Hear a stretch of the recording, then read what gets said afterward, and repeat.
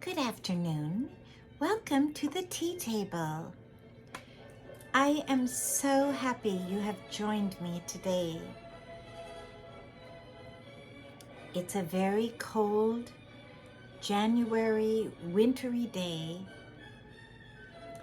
The fog is heavy, and I think we're going to go to Russia today. It seems their weather is so much like this. Hence, I am wearing fur because in the northern European countries, fur is a must, just like the Eskimos. Their outfits are so amazing and they keep them warm. The animal skin and the fur and the layers. I was reading about the Eskimos this week, and their leather parkas, they invented the parka.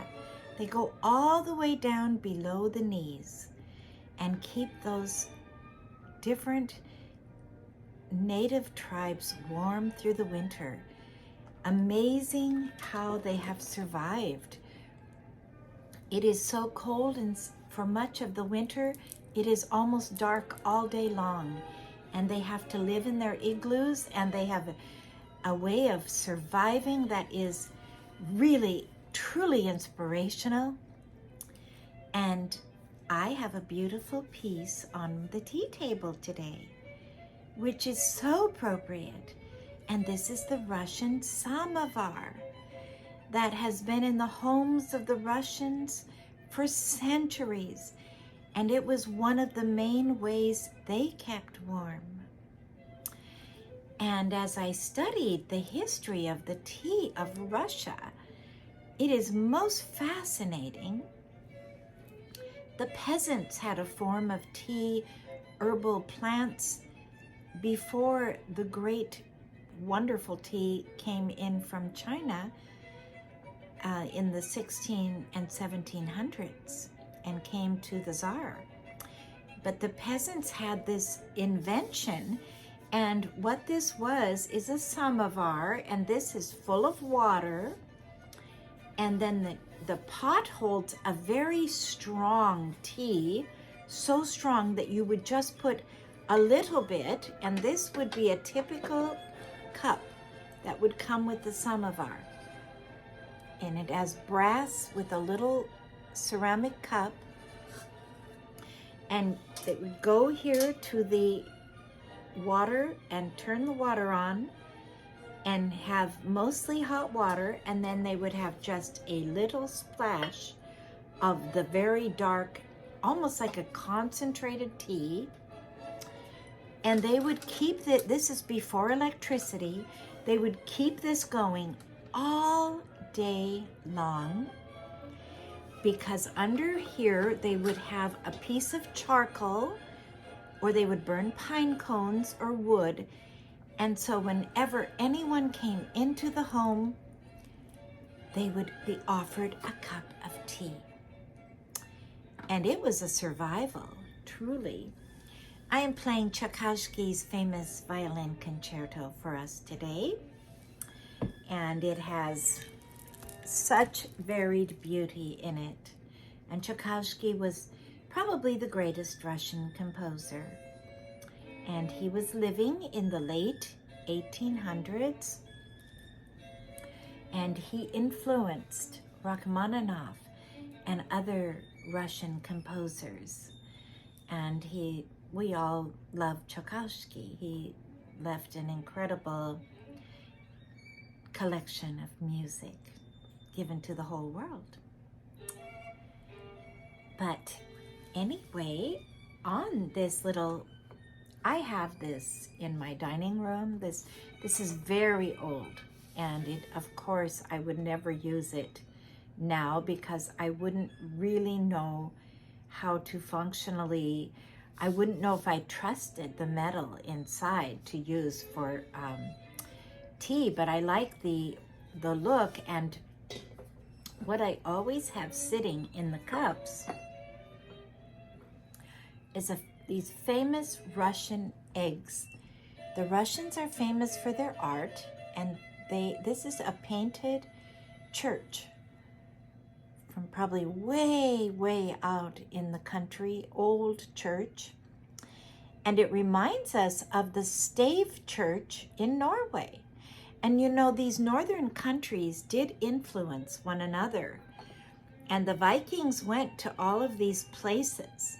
So Russia borders on the Baltic Sea in the north. And those Vikings would have come from Finland and Norway and Sweden and Denmark on their boats. And boat travel was the main thing. And they collected a lot of ideas. And now the other one is an icon. And of course, Russia is an Eastern Orthodox church. They have a cross on the back, an Eastern Orthodox cross, which has in the center, if you see, it distinguishes it from other crosses. And then we have, of course, the Madonna, Mary, and baby Jesus. And the Russian Orthodox, they use these icons not as, they don't worship them. I've talked to Russian Orthodox, but they use them as assistants to pray, and they thinking about God. And it's like we would have pictures in our home that inspire us. So it's a real artistic heritage and goes way back. Now I am wearing strings and strings of pearls today, and I'll tell you why.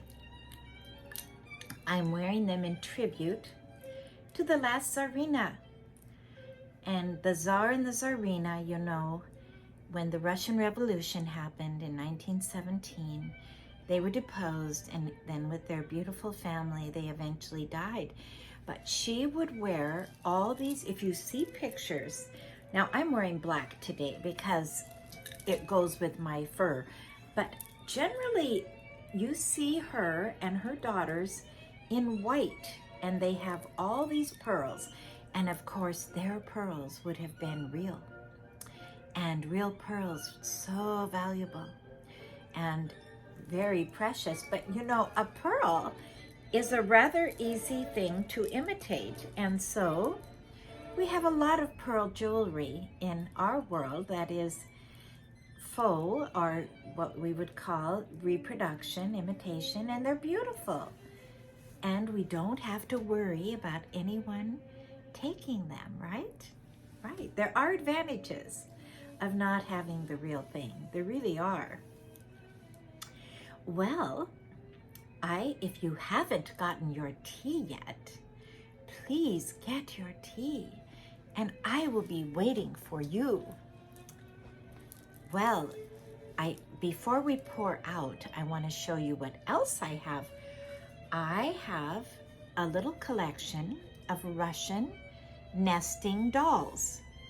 Now, this is one that doesn't have anything inside of it, but I actually think he goes inside. I don't know for sure, but he might go inside. I have gotten a little confused. I have a few nesting dolls, and this is what they are. You open them up, and then there's this one, and then you open that, and there should be another one inside. But I am going to tell you what happened at Christmas. I had little grandchildren here, all three and under the age of 3, and someone brought out these nesting dolls, and these little toddlers were all playing with them. Well, what could I do? So much going on. It's Christmas. They were all taken apart, and I have found them in the most unusual places. I'm still searching. So I think there's something more that goes in this, but I will show you. This one is very, very, very special here. You know, Winston Churchill, he once said a famous saying when he was talking about Russia. He said, Russia is a mystery covered in an enigma, surrounded by a puzzle.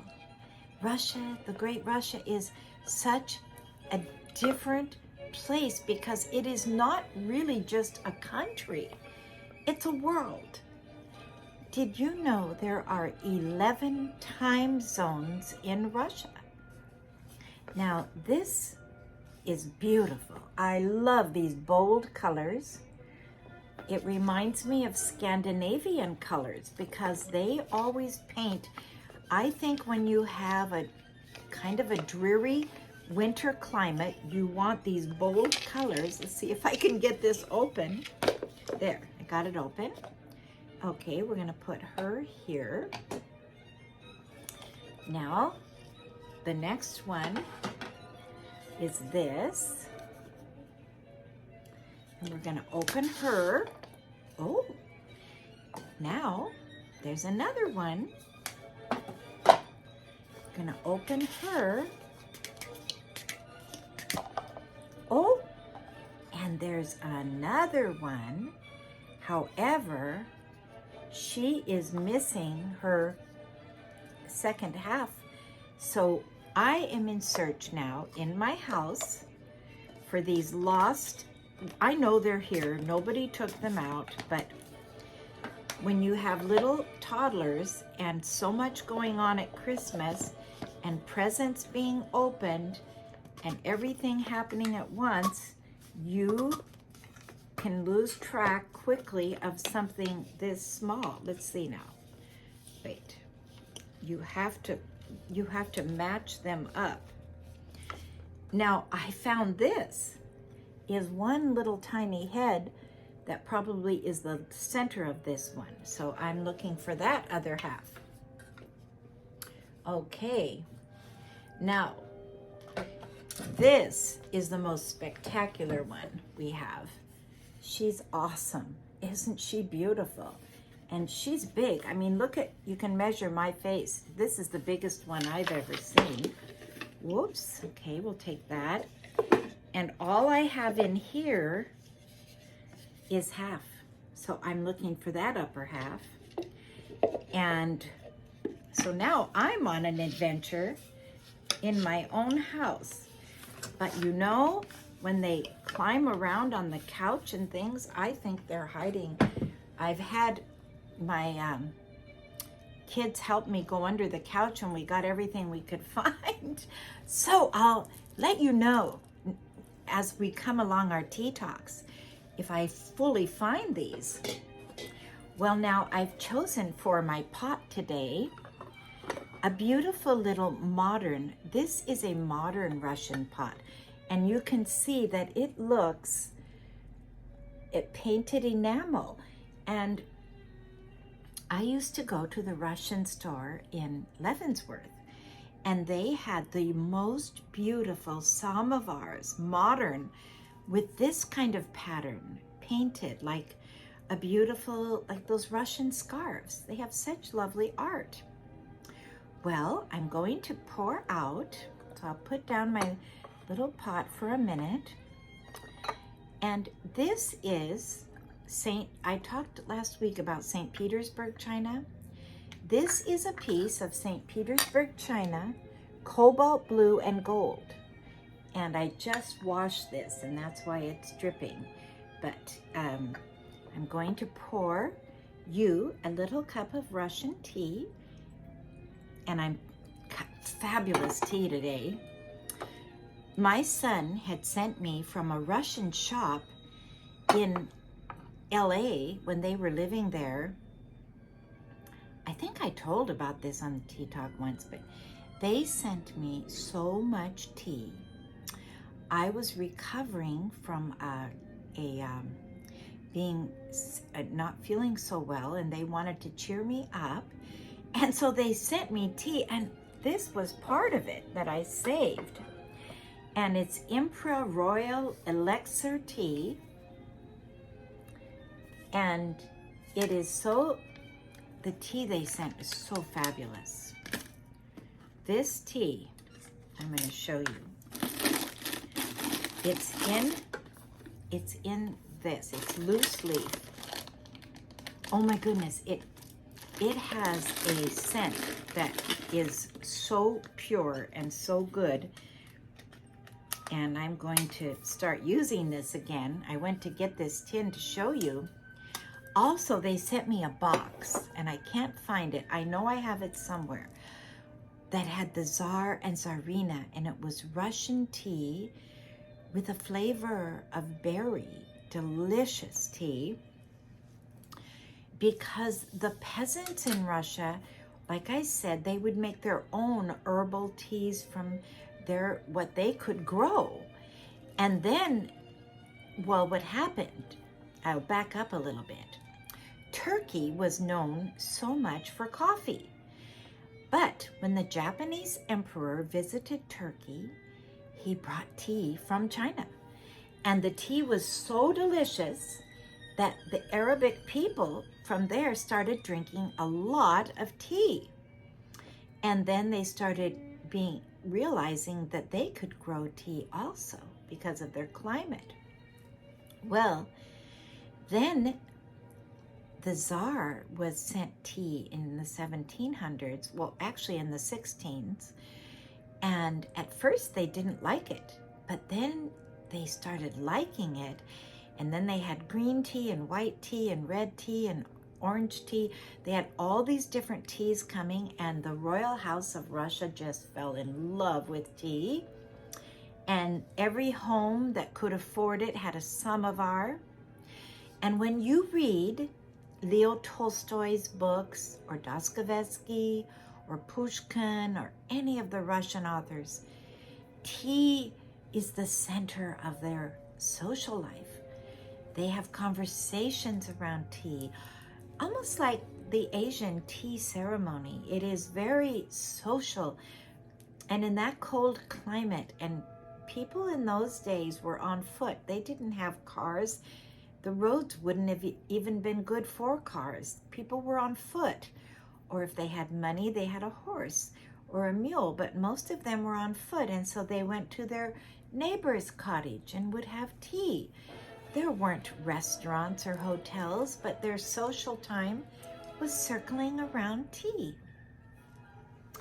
Well, now the other cup I want to show you, this is my very special cup. And my husband gave me the very first cup I had like this. And this is the kind of the most famous St. Petersburg china. It's called the net, and it's very nice. And then as we went along, I found a few cups once at a closeout sale. A lot of these little import shops were closing, and then I found one at a thrift shop, and I've collected a few. I only have a few though. They're very expensive. Okay, here is this wonderful Russian tea. Oh my. I can just see Tolstoy. He was an aristocrat. He was a count. And his father, the aristocrats would have big farms, and they had many servants, and he had a tutor because his mother died, but his tutor, she was French, and her name was Tonette, and she was beloved of the family. She filled the place that a mother would fill with love, and Leo Tolstoy grew up, well, by his writings, with a beautiful heart.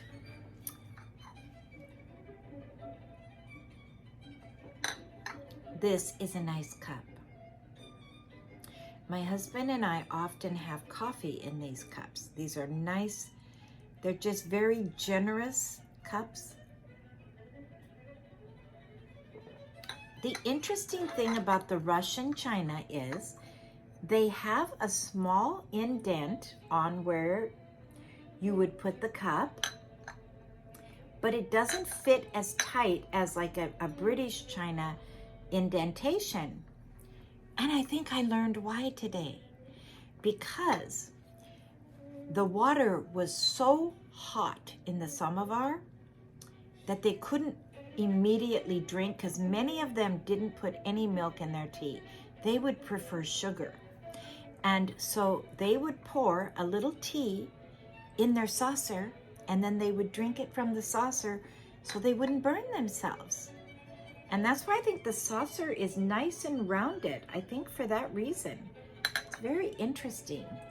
Every country has their contribution to the tea table, don't they? Indeed. Well, and the pearls, I'm also thinking in January, when you read any of Tolstoy's books, Anna Karenina, War and Peace, or my favorite Marie Ivanov autobiography, in January, that was the season for the balls.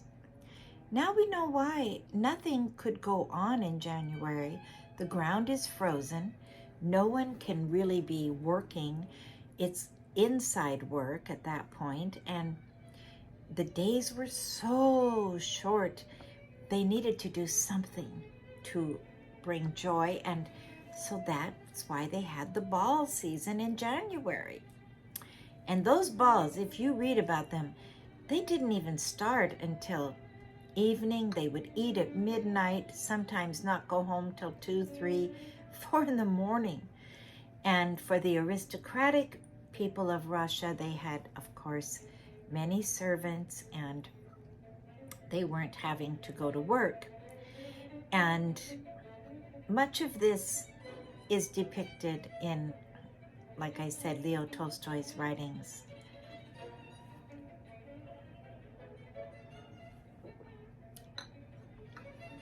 And Russia has 11 time zones, as I said. 11 time zones. They go all the way. You can actually see China from Siberia, it is said. You can see in a distant, on a clear day, you can see China. And then on the west side, they're, of course, right against Ukraine, but against Estonia and the Baltic Sea. And then down in the south, the Crimea, they're right against Turkey. And so they had all of these people groups coming in and influencing their culture. And so they took the best from everyone. And I was thinking, America is like that in the food. We have pizza and all the wonderful Italian food. We have teriyaki and Chinese food and all the wonderful Asian food. We have pho from, I think pho is from Vietnam. And then you have the Thai food. And then, of course, you have the Mexican food that is so popular with everyone. Oh, all of these foods are, but, you know, they've increased. As people come in, they bring with them. When the Irish immigrants came in, they brought their beef stew with them and taught everyone how to make beef stew. When the Norwegians came, they brought those Norwegian cookies and lefse and open-faced sandwiches. And the Dutch brought the good cheeses. And each group brings something to the table. And food is where it is at, but tea also. And when that Silk Road, you know, Marco Polo went up the Silk Road, and I believe it was, they said the Khan, one of the Khans brought the tea to the Tsar first and introduced it. So that's the story behind the story. Well, I love these pearls. You know, they're fun. Pearls are not worn as much now as they were in the olden days, but it used to be a pearl necklace was the classic thing to wear. And aristocratic ladies might have one or two good pearl necklaces that were real and completely priceless. And that was what they wore. So I was thinking, I need a little purse that is really cute. And this little purse, what it has is, on it, it has pictures of the masked ball going. And so it has pictures. I'll show you close up. This is a handmade velvet. The people going to the ball. And it looks just like kind of a Russian ball. Or even, you know, in Little Women, you know, they had the party, and it was in the winter when they had the party across the street. And in Pride and Prejudice, you have the beautiful party, and in Sense and Sensibility, and in Jane Austen, because the winter can get so hard, and people needed something to get dressed for, something to plan for, something. Planning and preparing and getting ready is almost as good as going, isn't it? And then they would go and see their friends and pick up on what was the latest going on. This, I'll show you the velvet. This has velvet trim, and it's kind of a green, black velvet. Really beautiful. Isn't that lovely? Somebody created this. It's handmade. It's very, very special. Well, I think going, oh, I forgot the treat. Okay, I seem to forget the treat, but the treat is the last of Christmas. And this is actually German, but it's very similar to what they have all over Europe. It's stollen bread, S-T-O-L-L-E-N, has marzipan in the middle, and raisins and nuts, and it's a very popular treat. And when I was reading about the tea that they would have, well, let me show you where the marzipan is. The marzipan is right, okay, I'll see if I can pull out a piece. It's right in the middle. See the yellow? That's the marzipan. And this is imported from Germany, but these countries share with each other. And now, especially with all the travel, but this would have been a very typical treat, something like this, because the Russians loved the sweet to go with the tea. And so they would, whatever they had in their home or could make, they would prepare, spread, and share. Isn't that nice? Put that back there. Well, it's interesting. I love learning about other people groups and other places. And we know that Russia has gone through very hard times and sad times, but the actual beautiful Russian people have contributed so much. The best ballet in the world is the Bolshoi ballet in Russia. The best violinists, the best pianists, the chess people, they're so gifted. And I have known many singers, beautiful singers. Oh my. There is a note that Rachmaninoff wrote in his Vespers that can only be hit by a Russian bass. They have to be trained from childhood to sing that low. And there's a note there.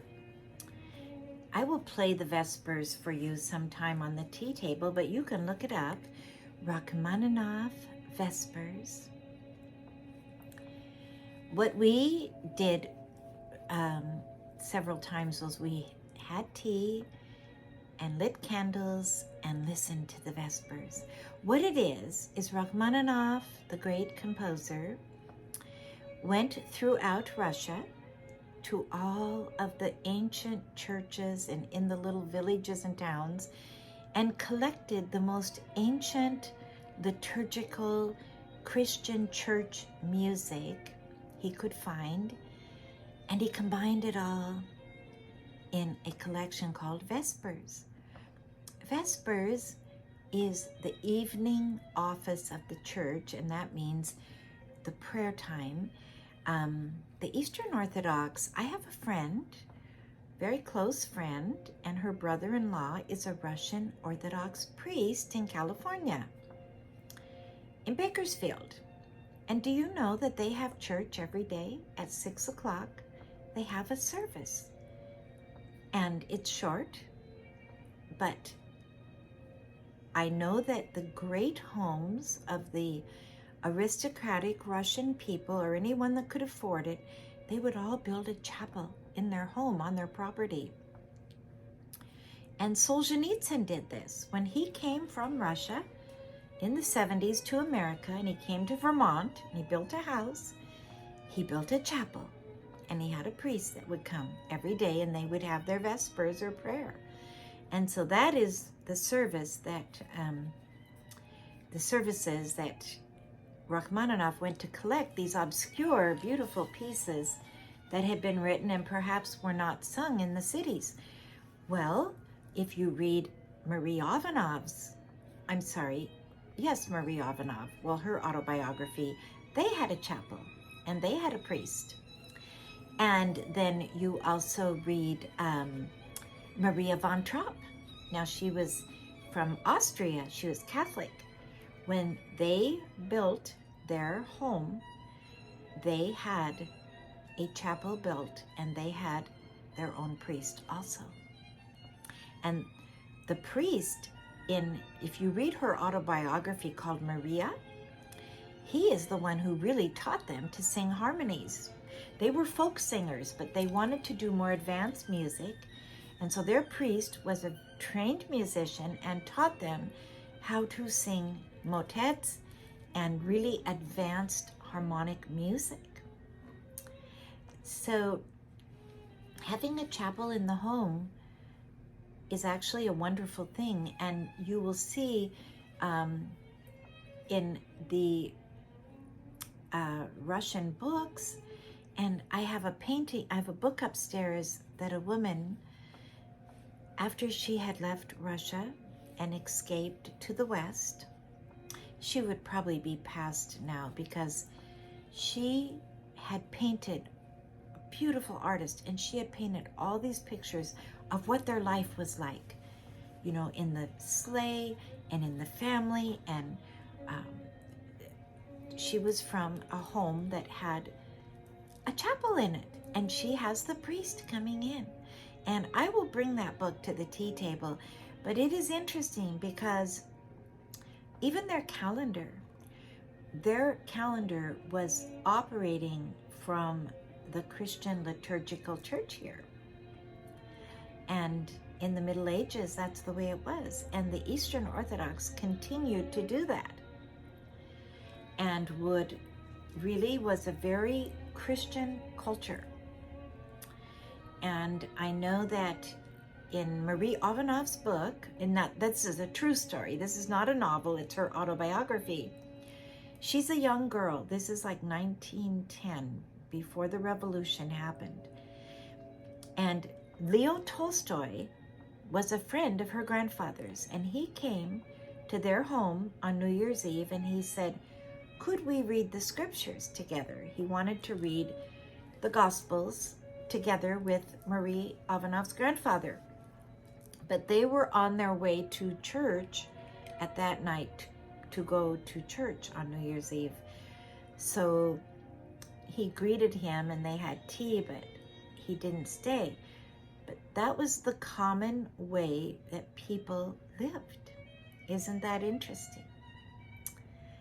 And their life revolved around those really Christian holidays, which really our life revolves around too. Christmas, the birth of Christ. We go to Epiphany, Three Kings. And this next week, on the 2nd of February, and we'll talk about it next week on the tea table, is Candlemas Day. And that is celebrated in the Eastern Church. And that's why I was thinking so much about the Russians, because they still celebrate very much Candlemas Day, which is the 40th day after Easter, when Mary would be purified and come to the temple and bring the baby Jesus. And so Candlemas Day, they will keep the Christmas tree, but take all the colorful ornaments off and have white turtle doves signifying the offering and white lights and white crosses. Isn't that interesting? Isn't that beautiful?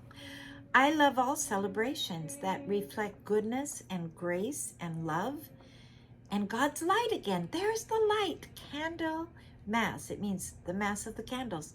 The candles bringing the light in the darkness. February 2nd. Beautiful day. And one of my dearest friends who has passed on now, her birthday was Candlemas. And her name was Dawn, D-A-W-N, Carolyn. And do you know what her name meant? Dawn means light, and Carolyn means song. And she wrote beautiful writings, and she entitled her book, her autobiography, Light Song. Isn't that beautiful? After her two names. Well, thank you so much for joining me, and I hope you've enjoyed your cup of tea. I love cobalt blue and gold. That is your cup. And they all have the little stamp, St. Petersburg. So we want to pray for the whole world. We want to pray for peace in 2024. And we want to pray that God will bless all the countries of the world and all the people of the world.